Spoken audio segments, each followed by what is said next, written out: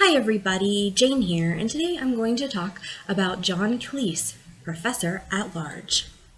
So this book is about, it's nonfiction. It is a book of transcribed discussions given by John Cleese and other members of the Cornell University staff. And sometimes other people like William Goldman, who wrote The Princess Bride. So John Cleese was nominated a professor at large, which is like somebody who visits Cornell University to talk to them about different topics that he is interested in. And John Cleese is very funny and very smart. There are many things they talked about, including thought processes and creativity, and also some things that I didn't know much about, like facial recognition, which was kind of an interesting topic and not one that I expected to find in a book written or, transcriptions from discussions from a writer and actor. I gave this book a 4 out of 5. Going in, I really expected it to be more like a stand-up comedy, and it wasn't. I loved how it turned out. It's very intelligent and very intellectual and very, very thought-provoking. I don't think this is something that I would ever call light reading. It's very intense. It's got a lot of stuff in there and a lot of topics. One of the things that I loved was how in-depth they were. And they still made it funny, but it definitely sounded like a lecture at college. Like, it was extremely educational. They talked about big things. I loved the whole discussion with him and William Goldman. I think every writer should probably read that discussion. There was so many good things, and I totally kept wishing this was my book. I might have to get a copy so I could mark it up and annotate it, because there was just so many, it's a library book, so many things I saw that I wanted to repeat to my fellow writers, and I thought of posting quotes of it on Facebook, but then it ended up that some of the quotes were so long and there were so many, I thought, this isn't going to work. I'll just have to tell everybody about the book instead. So this is a lot of fun. It's very philosophical. It covers a lot of topics about thoughts, things like how to get into a creative mindset. He calls it the tortoise and the hare mentality. And basically he says, there's two parts of your brain. There's the hare, which is the snap decisions. It's what you have to use when something is urgent and you must make a decision now.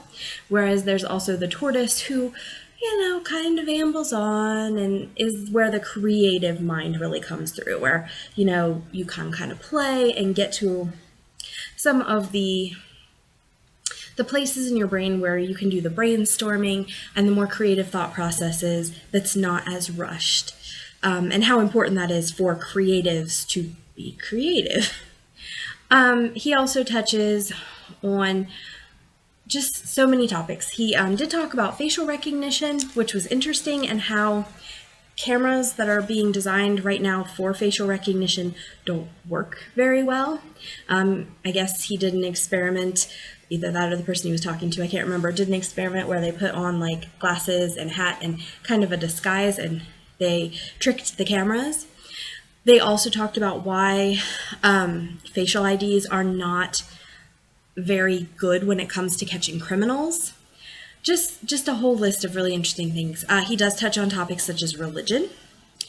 One of the things that I really love that he talks about near the end of the book is that, when he dies, he hopes he can have the mentality of, instead of being freaked out like, oh my God, I'm going to die, I don't know what's going to happen, being like, I wonder what's going to happen. Kind of a Peter Pan mentality, I wonder what's going to happen. This is going to be neat to finally find out how life ends. What is after? Nobody knows. We're about to find out. So this was a very funny, insightful, excellent book. I really enjoyed it a lot. My only real complaint with it is a lot of these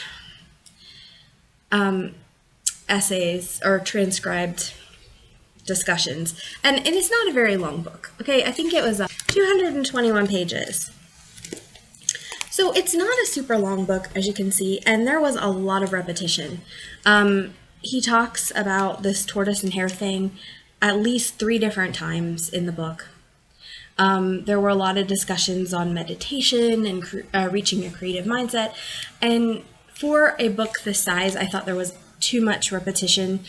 Granted, they were from different discussions and transcriptions, so it's probably not edited for that. But if you're buying the book, just be aware that there is a lot of the same things kind of covered again and again. So it may be something that you borrow from the library the first time to see if you're interested. I do think it's worth buying if you can find it at a reasonable price, maybe at a used bookstore. This is $25, and for myself, I probably wouldn't pay $25 for a new copy, even though I loved the stuff inside of it. If there's a paperback, I'd probably buy that, or a used copy, because the whole section with him and William Goldman was absolutely worth reading for any writer. I mean, 2 great creative minds like that talking about how to be creative. I mean, every writer should read it. They also had a really interesting discussion about Hollywood. And I am going to be picking up some additional books that they recommend that I believe were written by William Goldman about life in Hollywood and some of the things we don't see from behind the scenes in Hollywood. Some of the little deep, dark secrets. So look for those upcoming on my TBRs and wrap-ups. So overall, I really had a good time with this book. It was funny. It was not as focused on humor, and the humor was very secondary. It was not like somebody telling stand-up jokes, but it was more like somebody who is talking about really important topics and then happens to get a laugh in here and there. So I enjoyed it. I had a good time with it. It was worth reading. If you have a library, and especially if you are creative or somebody who aspires to be a creative, this absolutely should be on your TBR. If you just want to laugh, or if you just like John Cleese, definitely worth a read.